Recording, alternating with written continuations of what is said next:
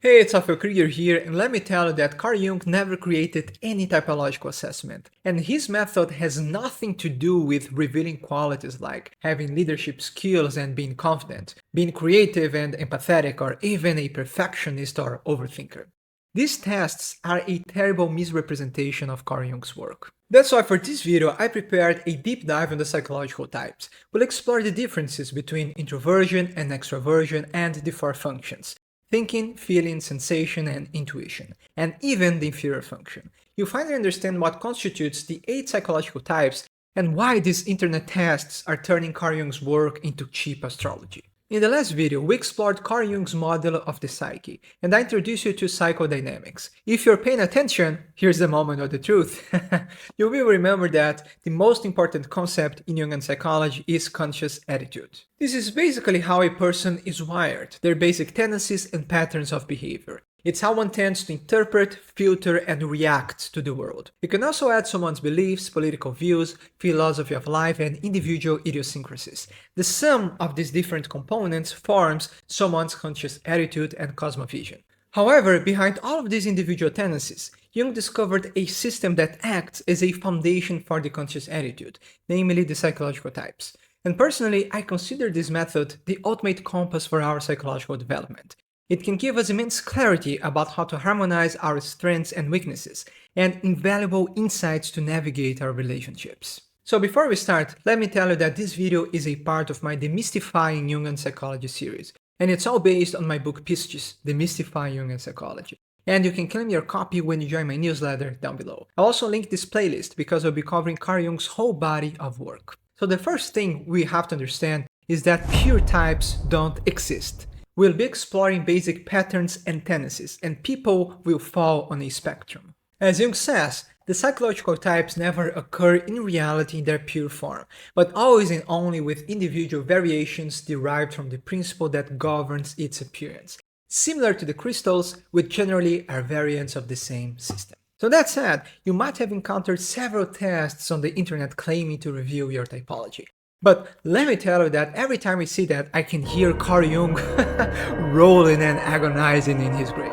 Well, since he isn't alive to protest, I'll try to explain why these tests are a scam. Firstly, typology isn't static. It evolves and changes as we mature psychologically, and it isn't deterministic or characterological. That is, it doesn't reveal personal qualities like being empathetic, confident, well-spoken, or a perfectionist and overthinker. This is related to someone's psychological maturity, unique skills, and frankly, not being neurotic. And speaking of which, equating introversion to being shy and having social anxiety is just plain stupid. Also, the typological method doesn't reveal our destiny, relationship patterns, or our careers. Moreover, a test will never be able to capture the complexity of the psychodynamics involved. People seldom have an objective perspective about themselves. And more often than not, they give answers that have nothing to do with their true personalities, as the unconscious and the inferior function are constantly interjecting.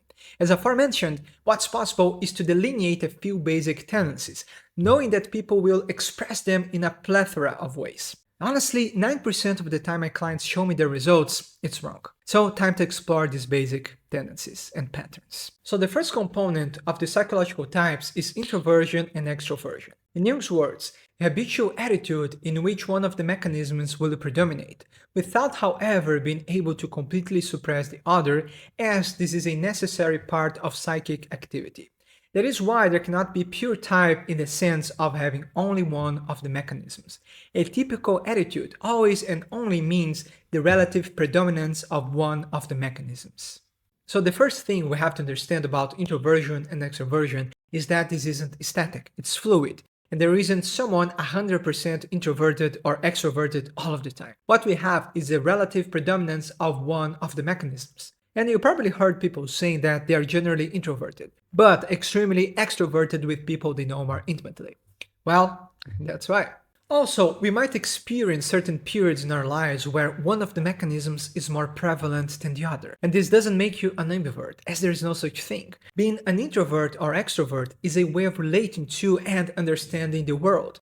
and the biggest difference lies in the relationship with objects. So let's explore each one more in depth, starting with extroversion. Jung says, when orientation by the object predominates in such a way that decisions and actions are determined not by subjective views but by objective conditions, we speak of an extroverted attitude.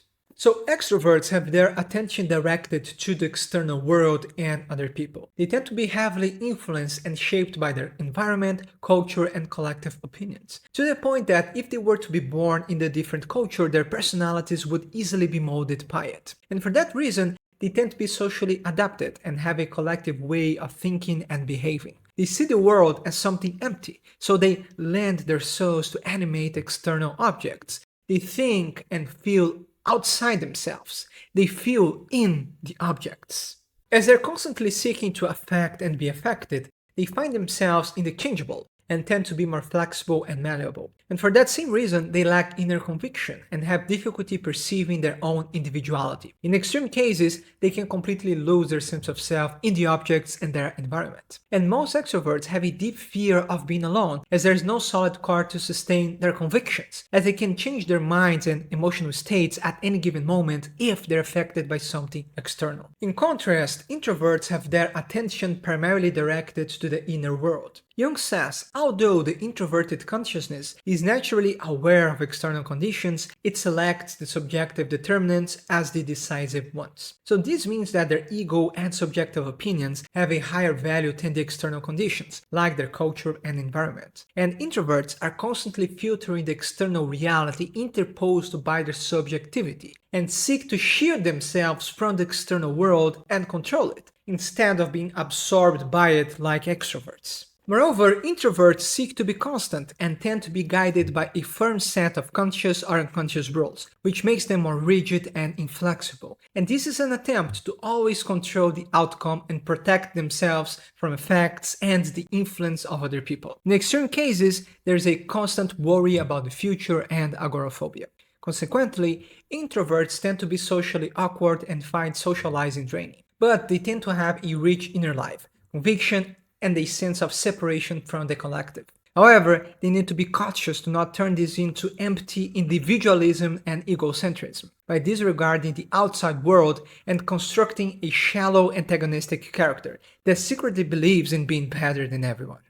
Alright, so now let's explore the second layer of the psychological types, the force functions. And for this part, I separated an important passage from structure and dynamics of the psyche. So Jung says, consciousness is primarily an organ of orientation in a world of outer and inner facts. First and foremost, it establishes the fact that something is there. I call this faculty sensation.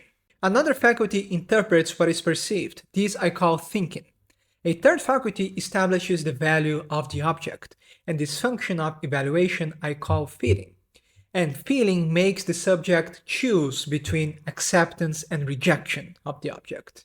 Jung continues and says that these three functions would be quite sufficient for orientation if the object in question were isolated in space and time. But most of these spatial relationships and temporal changes are unavoidably unconscious at the moment of orientation. And yet, in order to determine the meaning of an object, space-time relationships are necessary. So the fourth faculty of consciousness, intuition, makes it possible, at least approximately, the determination of space-time relationships. So this is a function of perception, which includes subliminal factors, that is, the possible relationship to objects not appearing in the field of vision, and the possible changes, past and future, about which the object gives no clue. So lastly, intuition is a form of perception via unconscious. Now, the four functions also make two pairs of opposites, thinking and feeling and sensation and intuition. And consciousness tends to be guided by only one of these functions, which is called the main function. And for the main function to be adaptive, it has to suppress its counterpart, which in turn remains unconscious. So, under this light, we'll have thinking types with an unconscious feeling, feeling types with an unconscious thinking, intuitive types with an unconscious sensation, and sensation types with an unconscious intuition. Now we're going to explore each one of these functions individually, and lastly we'll explore this unconscious function or inferior function. First, thinking tends to be logical, rational, and processual. It tells us what a thing is and adds concepts and ideas through a process of comparison. And thinking tends to be detached, neutral, and cold, as it sees every object with equal value. In contrast, feeling tells the worth and value of something, and that's why it's contrary to thinking. It places judgments if you like or dislike something and if it's acceptable or not. It adds color, nuances, and adjectives to the objects. So the feeling function is deeply personal and tends to create relationships with the objects.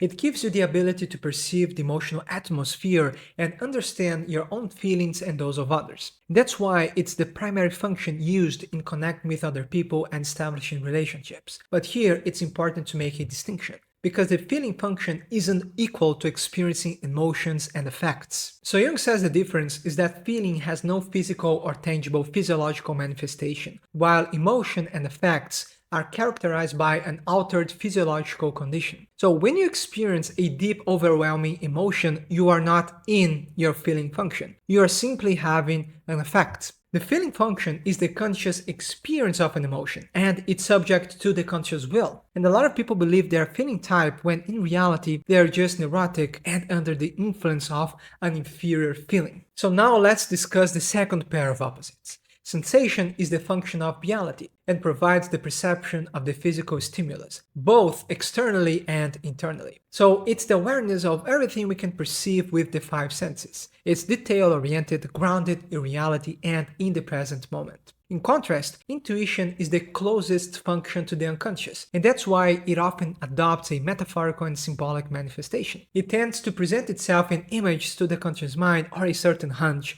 or gut feeling. And it's contrary to sensation because it's future-oriented. It sees the potential of objects and what they can become. So intuition sees things as a finished whole instead of small details. So finally, if we pair the extroverted and introverted tendencies with one of the four functions, we get the 8 psychological types. And each one of the four functions acquires different manifestations according to a more introverted or extroverted nature, giving each type unique traits and tendencies.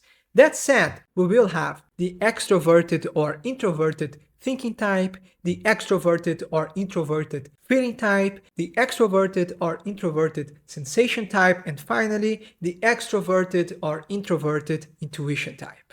And you can find a clear description of the 8 types inside the Audacity University, as everything we discussed here is just the surface.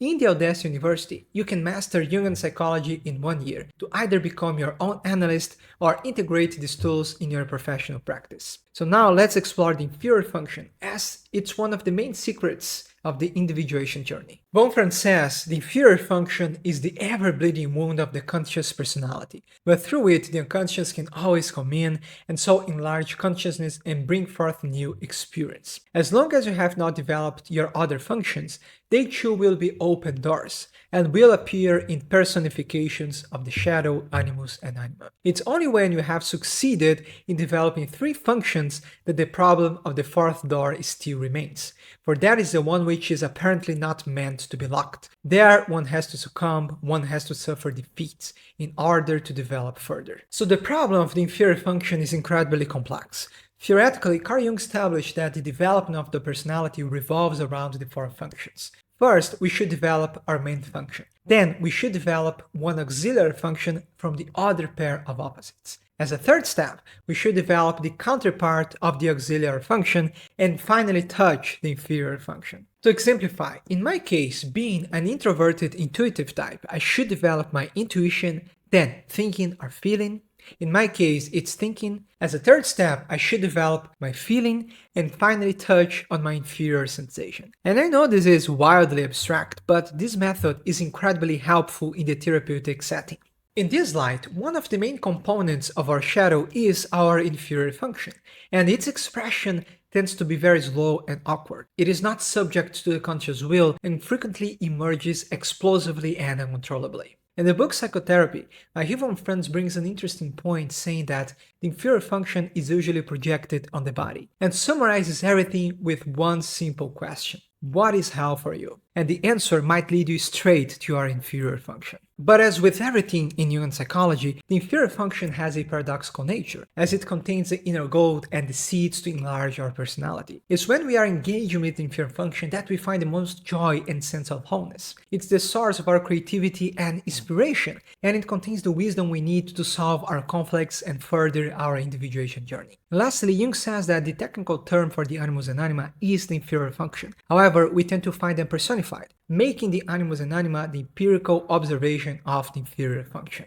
So, in conclusion, we will have a main function which is the primary guide of our conscious attitude, and we can also develop an auxiliary function, both introverted or extroverted, according to our tendencies. For instance, I am an introvert with intuition as a main function and thinking as an auxiliary function. Therefore, extroverted sensation is my inferior function, and extroverted feeling is also felt as a weak spot. Finally, if you can't relate to any of this, perhaps you're just not aware of your own tendencies or you are a distorted type. And this is very common and happens when someone can't properly develop their main function. For instance, picture a feeling and intuitive type with a strong creative and artistic personality. But he was raised by a family of engineers and dry intellectuals who suppressed any display of emotion, affection, spontaneity, or creativity. And as a result, this person had to adapt with a function that's their weak spot. And this will generate all sorts of issues and feelings of inadequacy. And the solution lies in developing their original main function. Well, we will stop here, but don't forget to check the Audacity University. Also, if you're looking for a simple step-by-step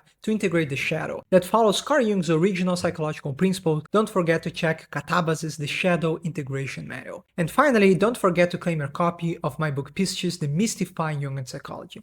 All links are in the description. Thank you so much for watching, and I'll see you in the next one.